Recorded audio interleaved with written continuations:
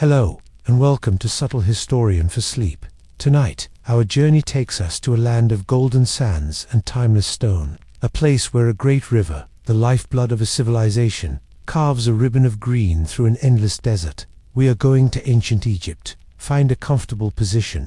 Allow your body to feel heavy, supported, and at ease. Let the sounds of your own world fade away, and allow the quiet of the past to settle around you.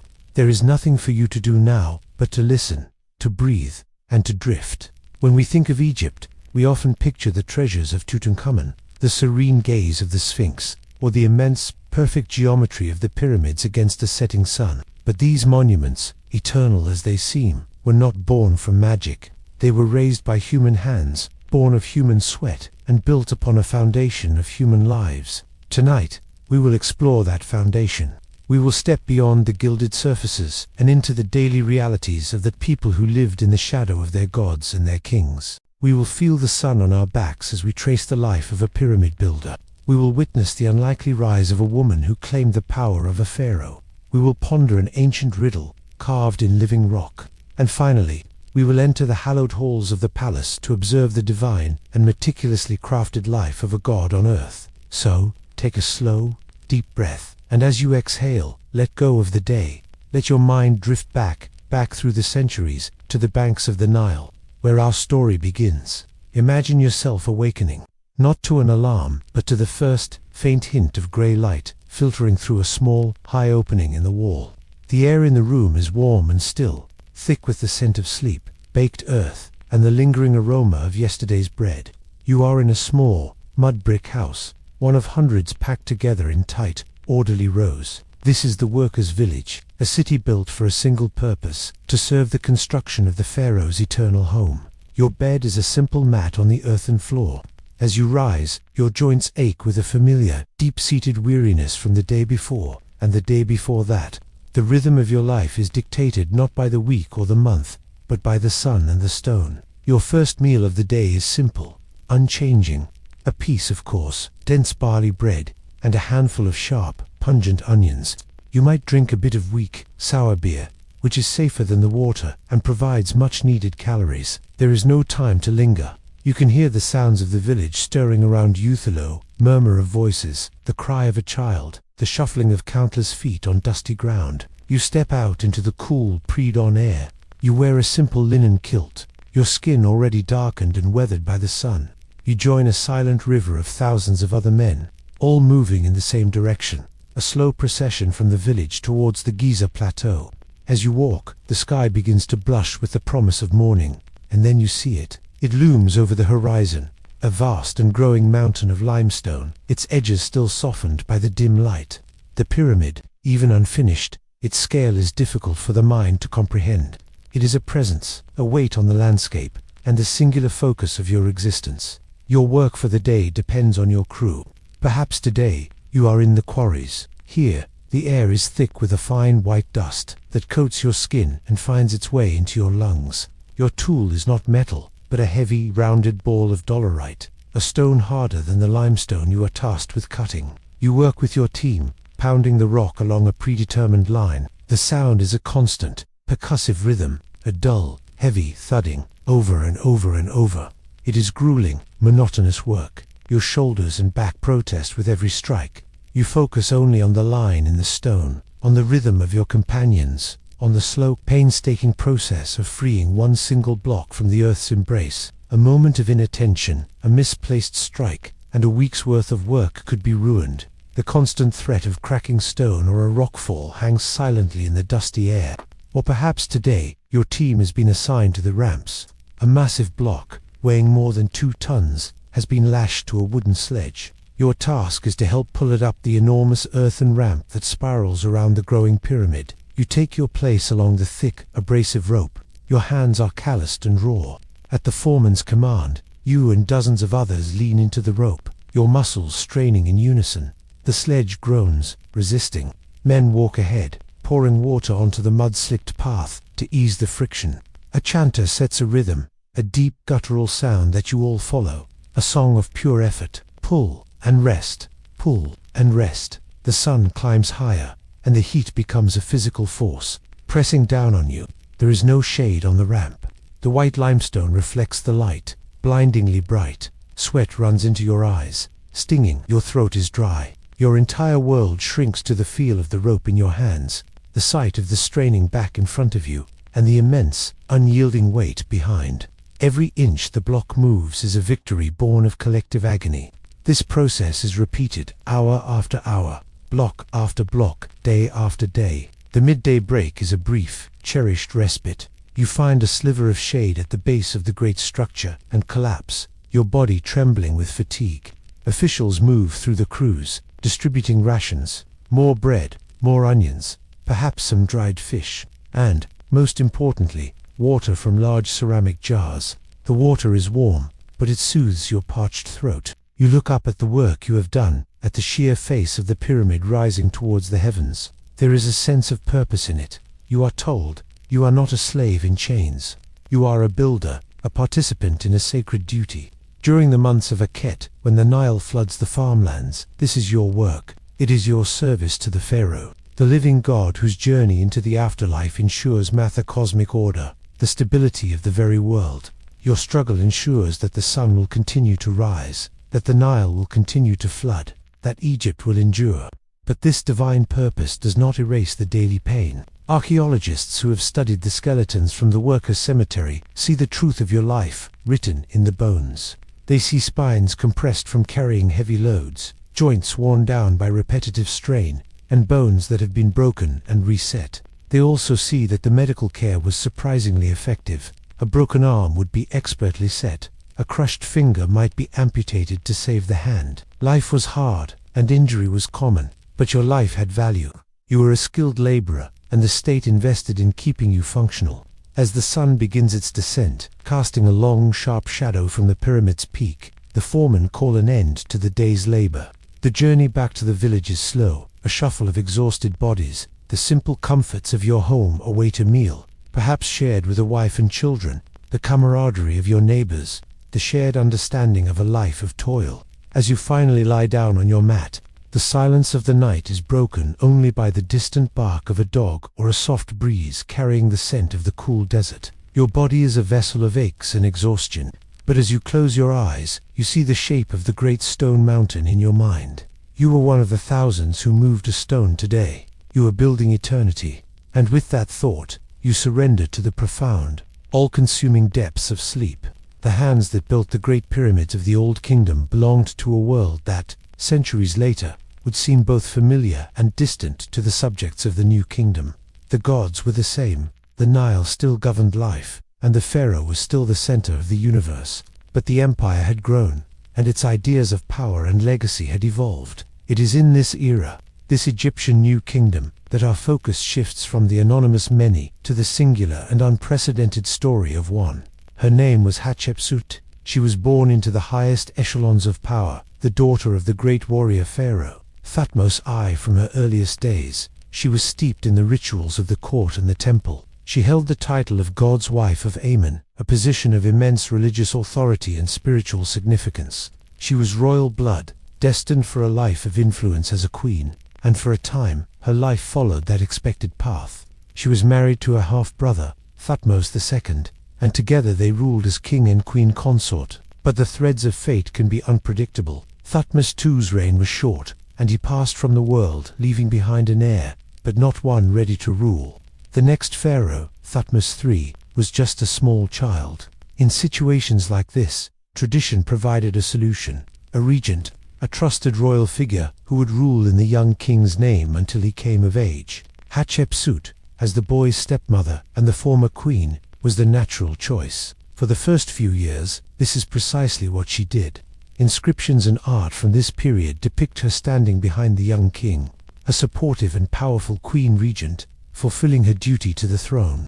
But a quiet, deliberate change began to take place. Slowly, almost imperceptibly at first, Hatshepsut's position began to shift. Her name started to appear in front of the young king's. Her image on temple walls grew larger. She was no longer simply ruling for him. She was beginning to rule with him. Then, around the 7th year of her regency, she took a step that had no precedent in over 1,000 years of Egyptian history. She was crowned pharaoh. She became not a regent, not a queen. but a king, a co-ruler, with her young stepson, though it was clear to all who held the true authority. To legitimize this extraordinary move, she began to transform her public image. The institution of kingship in Egypt was ideologically male. The titles, the rituals, the entire cosmic role was designed for a man. So, Hatshepsut presented herself as one. In statues and reliefs, her image slowly transitioned. She was depicted with the broad shoulders and muscular frame of a male ruler. She wore the traditional short kilt of the pharaoh, and most tellingly, she was shown wearing the false beard, a ceremonial symbol of kingship that had been worn by every male pharaoh before her. This was not a denial of her identity, but a masterful act of political communication. She was signaling to the world that she was not a queen acting as king. She was, for all official and religious purposes, the king. Her throne name became Motker, meaning truth and order is the soul of the sun god. Her reign, which lasted for over 2 decades, was not one of military conquest, but of peace, prosperity, and architectural splendor. She sought to enrich Egypt not with the spoils of war, but with the bounty of trade and the glory of creation. Perhaps her most famous achievement was a grand trading expedition to the distant and semi-mythical land of Punt. We can still see the story of this journey, carved in delicate relief on the walls of her temple. It was not a military invasion, but a peaceful mission. Imagine the fleet of great Egyptian ships sailing down the Red Sea, their sails full in the wind. They arrived in a land of strange, dome-shaped houses built on stilts, a place of wonder for the Egyptian sailors. The reliefs show them offering Egyptian goods and returning with unimaginable treasures. They brought back aromatic resins, ebony, ivory, gold, and exotic animals. Most precious of all, they brought back living myrrh trees, their roots carefully bundled in baskets, to be planted in the gardens of the Temple of Amen. It was a triumph of diplomacy and commerce that became a cornerstone of her legacy. Hatshepsut was also one of the most prolific builders in Egyptian history. While the Old Kingdom pharaohs built pyramids, Hatshepsut built temples of breathtaking elegance. Her masterwork is her mortuary temple at Deir el-Bahari, a stunning structure of ascending terraces and light-filled colonnades, carved directly into the face of a dramatic limestone cliff. It seems to rise from the desert floor as if it were a natural formation. Here, she told the story of her reign in stone, including a carefully crafted account of her divine birth, in which the great god Amen himself is declared to be her true father, further cementing her right to rule. She also erected towering obelisks at the great temple of Karnak, single shafts of granite so tall they were said to pierce the heavens. Throughout her long reign, her co-ruler Thutmose III was not cast aside. He grew into a young man and was made the head of Egypt's armies. While Hatshepsut managed the state and its grand projects, he was likely gaining military experience on the empire's frontiers. For 20 years, this unusual dual monarchy seemed to work. When Hatshepsut eventually passed away, she was buried with all the honors of a pharaoh in the Valley of the Kings. But her story does not end there. Decades later, for reasons we still debate, Thutmose III, now the sole ruler and a great conqueror in his own right, began a campaign to erase her from history. Across Egypt, teams of workers were dispatched to chisel her image from the temple walls. Her name was scraped out of the stone cartouches. Her statues were toppled, smashed into thousands of pieces, and buried in a pit near her temple. It was a thorough and systematic attempt to remove the memory of a female king, perhaps to restore the unbroken line of male succession, to smooth over the historical anomaly she represented. For thousands of years, her name was forgotten. But stone, even when broken, remembers. In the modern era, archaeologists began to piece together the puzzle.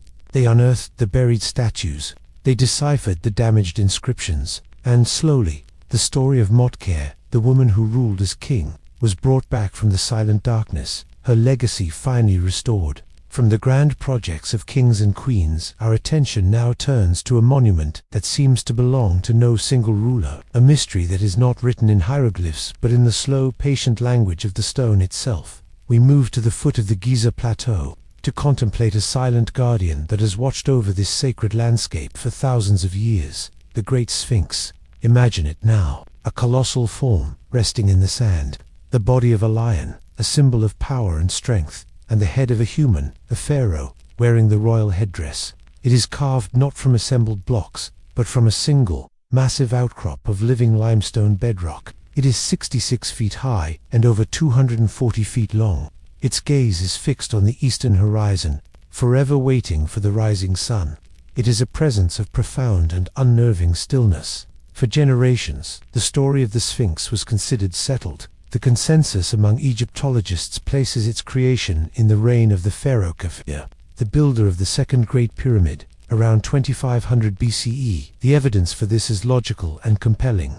The face of the Sphinx bears a strong resemblance to other known statues of Khufu. The temples built directly in front of the statue are constructed in the same architectural style, using some of the very stone blocks that were quarried out to create the Sphinx's body. It sits squarely within Khufu's pyramid complex, an integral part of his grand funerary project. For all intents and purposes, it is his monument. And yet, a quiet, persistent riddle remains. It is a question posed not by archaeologists, but by geologists, who look at the Sphinx and its enclosure and see a different story. The mystery lies in the patterns of erosion. Look closely, not just at the body of the Sphinx itself, but at the sheer limestone walls of the ditch, or enclosure, that was dug around it. On these walls, one can see deep, vertical fissures and a soft, undulating, rounded pattern of wear. A small number of geologists have argued that this pattern is not the work of wind and sand. The dominant forces of erosion in the desert, for the last 5,000 years, wind-borne sand, they say, acts like a sandblaster, carving out softer layers of rock and leaving harder layers intact, creating a distinctly horizontal, banded appearance. The erosion visible in the Sphinx enclosure, however, looks to them like the signature of water. Specifically, a great deal of water, flowing in sheets down the rock face over a very, very long period of time. It looks, they argue, like the result of prolonged and heavy rainfall. This presents a profound chronological problem. The climate of Egypt during Khufu's reign was much as it is today, arid and unforgiving. It was not a place of persistent, heavy rain. To find a time when the Giza Plateau was wet enough to carve such deep channels into the limestone, you must travel much further back in time. You must go back before the pharaohs, before the first dynasties, to a period from roughly 10,000 to 5000 BCE. This era, known as the African Humid Period, was a time when the Sahara was not a desert, but a green savanna, dotted with lakes and prone to significant rainfall. If this geological interpretation is correct, it would mean the Sphinx is thousands of years older than the pyramids it seems to guard. It would suggest that some unknown, sophisticated culture carved this colossal monument long before the accepted timeline of Egyptian civilization. It would rewrite the very first chapter of this ancient story. Of course, this theory is not widely accepted by mainstream Egyptologists, who offer calm and reasoned counter-arguments. They point out that the archaeological evidence linking the Sphinx to Khufu's complex is overwhelming. They suggest that other forms of water such as the annual Nile flood reaching the plateau in ancient times, or even the condensation of morning dew over millennia could have contributed to the unique weathering patterns. They also note, quite rightly, that there is no other archaeological evidence, no pottery, no tools, no settlements, for a culture advanced enough to undertake such a project in that earlier, wetter period. And so, the quiet debate continues. One story, written in the context of temples and statues, tells us the Sphinx is the work of Khufu. Another story, written in the language of erosion and rain, whispers of a much deeper antiquity. The Sphinx itself offers no answers. It has been buried by sand up to its neck for much of its long existence, a cycle of being forgotten and rediscovered. It has been weathered by sun and wind, repaired by pharaohs and emperors, and studied by scholars from around the world. Through it all, it has remained silent. Its riddle is perhaps not meant to be solved, but simply to be contemplated. It is a humbling reminder that the stones of our world have memories that stretch far beyond our own written histories, and that some mysteries are content to rest, undisturbed, in the deep quiet of geological time. We have felt the strain in the muscles of the builder, and have pondered the quiet ambition of the female king. We have stood in silent awe before a riddle of stone and time. Now, we must travel to the very center of this universe, to the source of all authority and the focus of all this monumental effort. We will now witness a day in the life of the one for whom it was all built, the pharaoh. His life, you might imagine, was one of ultimate luxury and freedom, and in a material sense, it was, but, in truth, a pharaoh's day was a gilded cage, a life not of personal whim, but of immense, unvarying, and sacred duty. He was not merely a ruler, he was the chief priest of every temple, the living embodiment of the god Horus, and the indispensable link between the human world and the divine. His every action was a ritual, essential for the maintenance of Ma'at, the cosmic order. The pharaoh's day does not begin in his bedchamber, but in the temple. Before the sun has even risen, he is awakened. He is not a man waking to a new day, but a god beginning his celestial journey. He is led to a sacred lake for ritual purification, where blessed water is poured over him to cleanse him for his sacred task. He then proceeds, barefoot, into the heart of the great temple. He alone has the authority to break the simple clay seal on the doors of the innermost sanctuary, a place no other mortal may enter. Inside, in the cool, profound darkness, resides the cult statue of the Garda figure of wood or precious metal, believed to be the vessel for the god's spirit on earth. The pharaoh's first duty is to awaken the god. In a low, rhythmic voice, he recites the ancient hymns. He opens the doors of the shrine, revealing the statue. He then begins the divine toilette, a meticulous and unhurried ceremony. He carefully removes the linen garments the statue wore through the night. He purifies it with smoke from burning incense, the sweet, heavy scent filling the small chamber. He anoints the statue with fragrant, sacred oils. Then, he dresses the god in fresh, immaculate linen, and adorns it with dazzling jewelry, heavy collar of gold and lapis lazuli, bracelets of carnelian, a shining diadem. Finally, he presents the god with its morning meal. A grand procession of offerings is brought before the shrine, joints of roasted meat, fowl, loaves of bread in myriad shapes, fresh vegetables, figs, dates, and jugs of wine and beer. The pharaoh does not feed the statue, but rather offers the essence of the food to nourish the divine spirit. Once the god has partaken, the offerings are taken away to be distributed among the priests. The ritual is complete. The god is awake, dressed, and fed. The cosmic order is secure for another day. Only after this vital work is done does the pharaoh's public day begin. He moves from the sacred space of the temple to the grand audience hall of the palace. Here, he might appear in the window of appearances, a raised balcony from which he, now a dazzling and remote figure, can address his court. He is no longer the humble servant of the god, but the all-powerful ruler of Egypt. His vizier, the highest official in the land, approaches and bows low, presenting the reports of the nation. Messengers from distant provinces bring news. Scribes record his every decree. He is the final judge, the source of all law. His word is absolute. But even here, his role is more symbolic than personal. He does not engage in debate. He listens, and he proclaims. He is the earthly manifestation of divine wisdom. His afternoon might be spent in less formal, but no less symbolic pursuits. He might tour the royal workshops, inspecting the work of the artisans. He might practice his archery in the palace gardens, a display of the martial prowess expected of a king. Or he might simply relax on a barge on the palace lake, a serene and untouchable figure, surrounded by the lush greenery of his private world. His midday meal is a lavish affair, with dozens of dishes prepared for him, eaten from vessels of gold and alabaster. As evening approaches, the cycle repeats. The pharaoh returns to the temple sanctuary to perform the evening rites. He reverses the morning's ceremony, removing the god's finery, clothing it in its nighttime garments, and sealing it once more within its shrine to rest. His own day ends in the opulence of the palace. A great feast is held, with courses of exotic foods and the finest wines. The air is filled with music from harps, lutes, and flutes, and young women perform slow, graceful dances. It is a scene of immense wealth and pleasure. Yet, through it all, the pharaoh is never simply a man.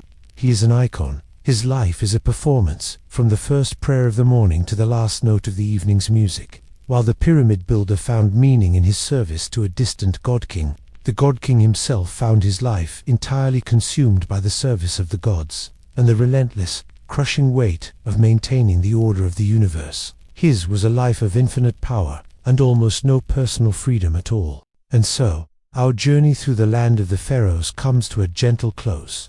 We have walked in the footsteps of the builder, his body aching with the honorable toil of raising a mountain of stone. We have followed the unprecedented rise of a woman who dared to claim the power and symbolism of a king, her ambition forever etched into the walls of her magnificent temple. We have sat in the silent desert wind and contemplated a riddle of water and rock, an enigma that has outlasted empires. And we have stood in the hallowed darkness of the sanctuary, observing the divine and lonely performance of a god on earth, for different lives, for different realities, all woven into the same grand tapestry of ancient Egypt. From the coarse bread of the laborer to the gilded offerings laid before the gods, each life was a thread, essential to the whole. The pyramid builder's struggle gave the pharaoh his path to eternity. The pharaoh's daily rituals were believed to keep the sun in the sky for the builder. All of it, the struggle and the splendor, was part of the same quest, for an order that could withstand the chaos of the world, for a life that could conquer even death.